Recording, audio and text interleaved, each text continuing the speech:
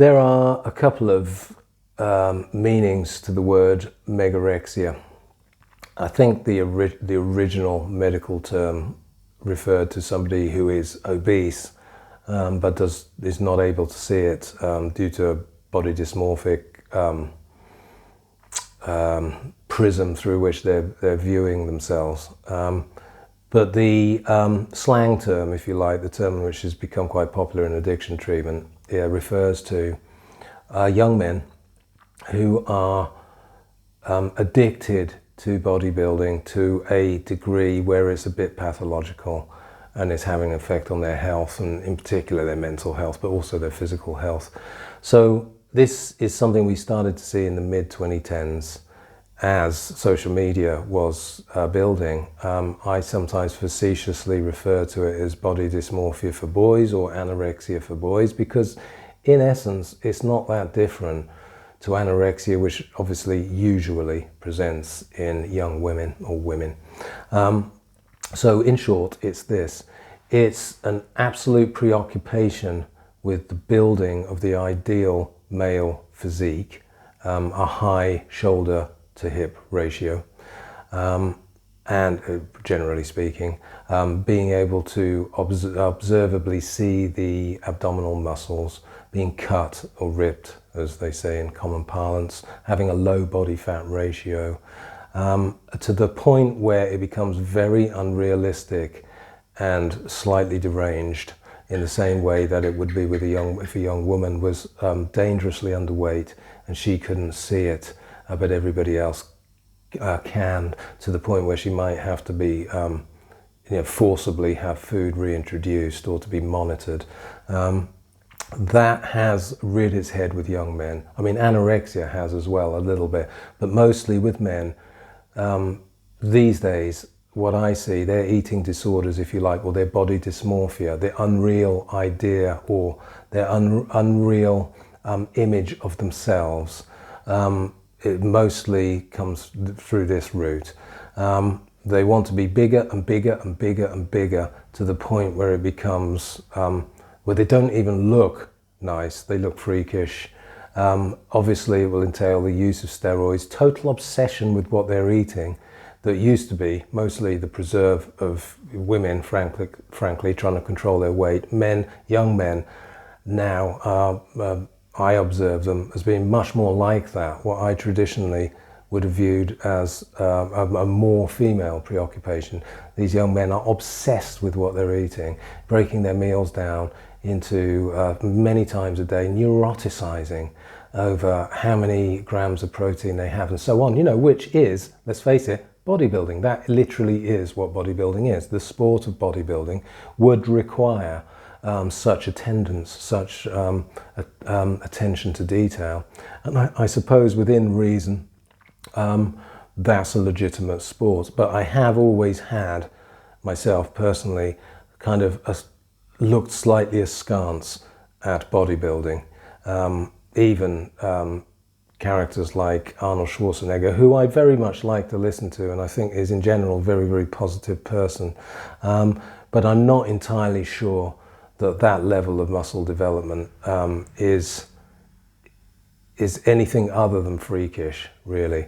And it would take a very disciplined person like him to keep their mental health in check when they were engaging in such an unbalanced and unnatural kind of pursuit, right? So to me, the classic bodybuilding look, which essentially would be a Greek statue, is really the outer limits of what looks aesthetically very pleasing and natural to me. I don't know if anyone agrees with me or not. I guess, put something in the comment section. But, a Greek statue, an extremely well-developed musculature that's in proportion to the body. So the head is not looking small. At the point where the shoulders and the trapezius muscles here are freakishly large, making the head look like a little pin, not to mention the other regions further down that look relatively microscopic as well. This to me looks kind of stupid, I've got to say it. And I don't wish to pour cold water on what people are doing, especially if it's getting them out of an ordinary life that they don't like and that they're aspiring and reaching for something. You know, that could offset the insanity of it. That adventurousness and positivity might be really great, in which case, crack on. But I think there are a lot of pitfalls there, and it's along the lines of an eating disorder or a body dysmorphia. It is. So whilst in the 2010s, we were seeing a lot of Adderall abuse and sort of performance-enhancing drugs being abused to do with cognitive hacks, if you like, study aid drugs like Adderall. That was on the increase, but so too also obviously with steroids and the various bodybuilding sort of chemical hacks, right? But social media was really, really central to this. Let's be honest, without Instagram, there would be no vector, no transporter of the image that you wish to project.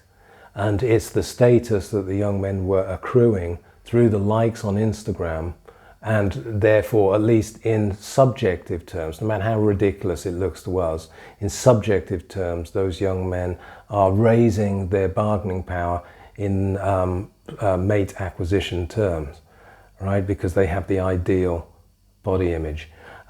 So it's this really unholy brew of new social media platforms, a cultural shift that says performance enhancement, chemical performance enhancement is legit and okay, as sanctioned sometimes even by parents. So you've got the sort of superego or the value system that sits over us, relenting and saying, yes, you can cheat. All of that coming into play to make young men much more neurotic around their body image and their eating habits and all that sort of thing than they ever were before. You know, obviously, back in the day, young men did sports. I might even do weightlifting, stuff like that. But it wasn't so closely tied to body image. And of course, we weren't being observed endlessly online by other people either.